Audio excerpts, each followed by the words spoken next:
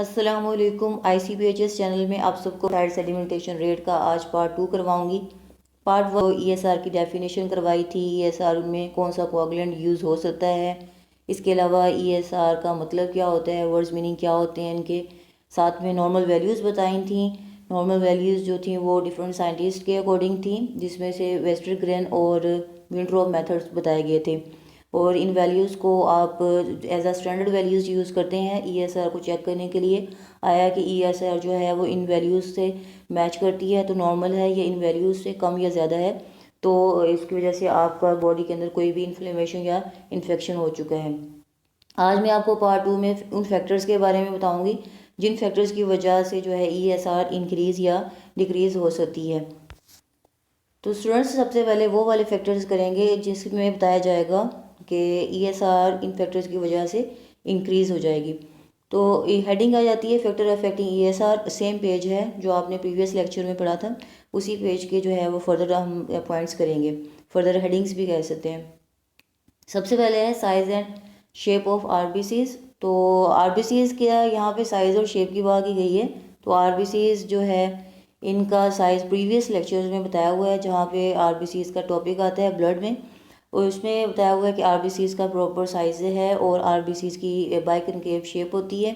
अगर RBCs की biconcave shape जो है वो चेंज हो जाती है तो इस वजह से क्या होगा, RBCs जो है ब्लड के अंदर सस्पेंड नहीं रहेंगे बल्कि वेसल्स में पैक्ड होना शुरू हो जाएंगे, क्लम्स बनना शुरू हो जाएंगे इनकी, अगर इनकी शेप जो है वो प्रॉपर नहीं रहती या साइज़ प्रॉपर नहीं रहेगा तो। सेकेंड इसमें आता है contents of plasma protein. Plasma proteins का बहुत रोल है RBCs में ESR को इंक्रीज़ करने में। और इसके अलावा इसमें फिब्रिनोजन है जो कि न्यूट्रलाइज करती देती है जीटा पोटेंशियल को। अब फिब्रिनोजन क्या चीज़ है, फिब्रिनोजन जो है ये भी एक ऐसा प्रोटीन का स्ट्रक्चर है जो कि आपके ब्लड वेसल्स में ही पाया जाता है और टिश्यूज़ में मौजूद होता है। और जैसे ही कोई इंजरी होती है या कट होता है उस कंडीशन की सूरत में ये अपने ही टिश्यूज़ में से जो है रिमूव होके ब्लड में आ जाते हैं, रिलीज़ होके, और ब्लड के अंदर जो है RBCs के ऊपर जो नेगेटिव चार्ज होता है इसे कैंसिल करना शुरू कर देता है, और जिसकी वजह से RBCs जो है एक दूसरे के करीब करीब इकट्ठे होना शुरू हो जाते हैं। एक्चुअली इन प्रोटीन्स के ऊपर जो कि प्लाज्मा प्रोटीन है, अब प्लाज्मा प्रोटीन में कौन सी प्रोटीन है, ऐसी प्रोटीन है जिन्हें हम इम्यूनोग्लोबुलिन का नाम देते हैं। और उसके बाद फिब्रिनोजन, ये ऐसी प्रोटीन है जिनके ऊपर पॉजिटिव चार्ज होगा और ये RBCs के नेगेटिव चार्ज की वजह से RBCs की तरफ मूव करना शुरू कर देंगी और RBCs के चार्ज को कैंसिल करना स्टार्ट कर देंगी, जिसकी वजह से RBCs जो है एक दूसरे के साथ जो है क्लम बनना शुरू हो जाएंगे या एक दूसरे के साथ चिपकना शुरू हो जाएंगे, स्टिकी हो जाएंगे एक दूसरे के साथ, so that they become altered hear each other. और साथ ही साथ क्या होंगे कि जब इनका नेगेटिव चार्ज ख़त्म हो जाएगा, मतलब ज़ीरो पोटेंशियल क्या है, नेगेटिव चार्ज होता है RBCs पे, तो इससे क्या होगा, RBCs डिहर्स होना शुरू हो जाएंगे एक दूसरे की तरफ और रिजल्ट क्या आएगा, ESR इंक्रीज़ होना शुरू हो जाएगी, क्योंकि RBCs हैवी हो जाएंगे प्लाज्मा में, और हैवी होने की वजह से वो प्लाज्मा के साथ फिर नॉर्मली फ्लो नहीं कर पाएंगे और सेटल होना शुरू हो जाएंगे वेसल्स के अंदर। फिर इसके बाद इसमें आता है स्पीडिंग ऑफ रोलेक्स फॉर्मेशन। और स्पीडिंग ऑफ रोलेक्स फॉर्मेशन जो है, अगर साइज शेप मेंटेन ही रहता, प्लाज्मा प्रोटीन का चार्ज जो है वो कैंसिल करना शुरू कर देती है RBCs के चार्ज को, फिब्रिनोजन जो है ये कैंसिल करना शुरू कर देती है RBCs के चार्ज को, तो इससे क्या होगा कि RBCs के क्लम्स बनना शुरू हो जाएंगे और RBCs के सेटलिंग होने की जो स्पीड है वो तेज़ हो जाएगी। उसके बाद क्या होगा, specific gravity of the corpses.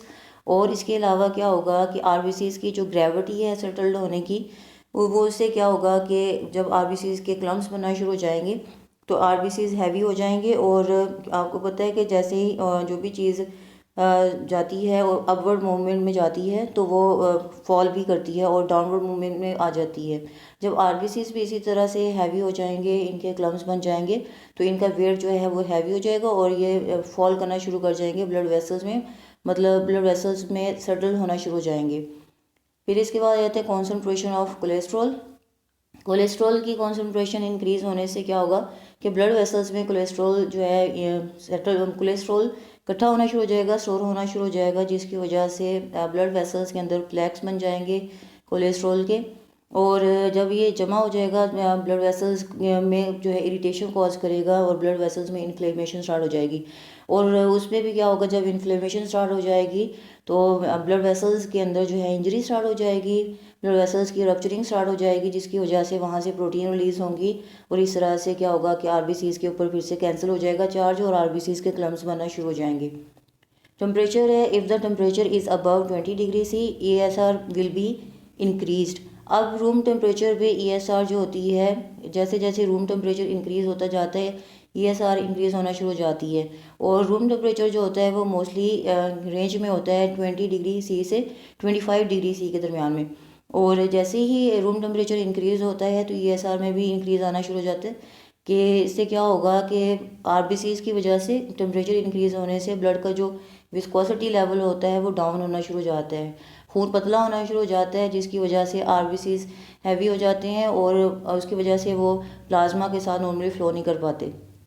Specific gravity दोबारा से रिपीट हो गया है, इसमें आता है with high specific gravity RBC sinks more quickly. Sink more quickly का मतलब होता है नीचे बैठना शुरू हो जाएंगे ब्लड वेसल्स में। Decrease viscosity increase the ESR। जब आरबीसी की ब्लड की विस्कोसिटी डिक्रीज हो जाएगी उस सूरत में भी क्या होगा कि आरबीसी जो हैं अब नहीं फ्लो कर पाएंगे ब्लड के साथ नॉर्मली प्लाज्मा में, क्योंकि जब विस्कोसिटी ब्लड की कम हो जाती है तो आरबीसीज की जो सस्पेंशन होती है ब्लड के अंदर वो कम होना शुरू हो जाती है, खून पतला होना शुरू हो जाता है। आरबीसीज उस फ्लो के साथ जैसे ही फ्लो में तेज़ी आएगी तो आरबीसीज जो है वो नॉर्मली इसके साथ फ्लो नहीं कर पाएंगे। इस वजह से भी क्या होगा कि विस्कोसिटी कम होने की वजह से ESR जो है वो ज़्यादा होना शुरू हो जाएगी। नेक्स्ट हमारे पास आता है फैक्टर्स इंक्रीजिंग द ESR।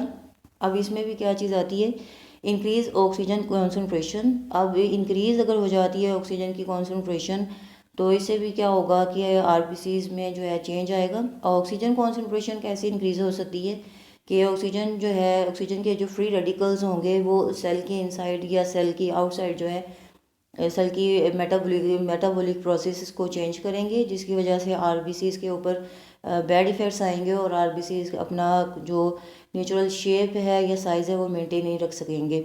इसकी वजह से क्या होगा कि ऑक्सीजन भी जो है आरबीसीज को ESR को इंक्रीज़ करने की वजह बनेगी अपने फ्री रेडिकल्स की वजह से।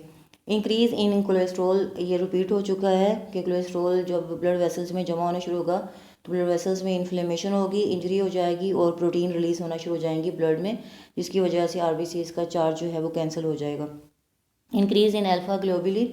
अल्फ़ा ग्लोबुलिन जो है इन्हें हम कहते हैं, इन्हें हम इम्यूनोग्लोबुलिन भी कहते हैं। ये ब्लड के अंदर जो है इम्यूनिटी का काम करती हैं, इम्यूनिटी प्रोड्यूस करती हैं और इनके ऊपर भी जो पॉजिटिव चार्ज होगा जिसकी वजह से आरबीसीज का नेगेटिव चार्ज कैंसिल होगा और आरबीसीज क्लम्स बनना शुरू हो जाएंगे, मतलब गुच्छे से बनना शुरू हो जाएंगे और हैवी हो जाएंगे और ब्लड वेसल्स में बैठना शुरू हो जाएंगे। Increase in fibrinogen. फिब्रिनोजन जहाँ पे कट वगैरह लगता है, इंजरी होती है ब्लड वेसल्स के अंदर, टिश्यूज़ में इंजरी होती है, वहाँ से रिमूव होके रिलीज़ होके ब्लड में आ जाता है और ब्लड में आके आरबीसीज को जो है इकट्ठा करना शुरू कर देता है और उनके क्लम्स बनाना शुरू कर देता है। आरबीसीज एक दूसरे के साथ चिपकना शुरू हो जाते हैं।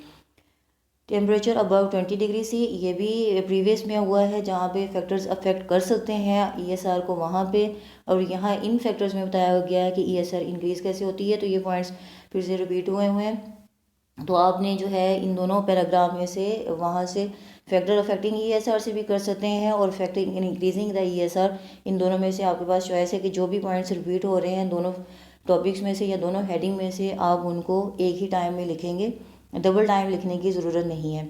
एक्यूट इन्फेक्शंस हैं, इन्फेक्शंस में तो वैसे ही क्लियरली पता है कि इन्फेक्शंस में क्या होता है कि जहाँ इन्फेक्शन होता है बैक्टीरिया हमारे टिश्यूज़ को रप्चर करते हैं, इंजर्ड कर देते हैं, उन एरियाज़ में से फिब्रिनोजन जो है रिलीज़ होना शुरू हो जाती है और बैक्टीरिया को किल करने के लिए इम्यूनोग्लोबुलिन भी जो है रिलीज़ होना शुरू हो जाती है ब्लड वेसल से।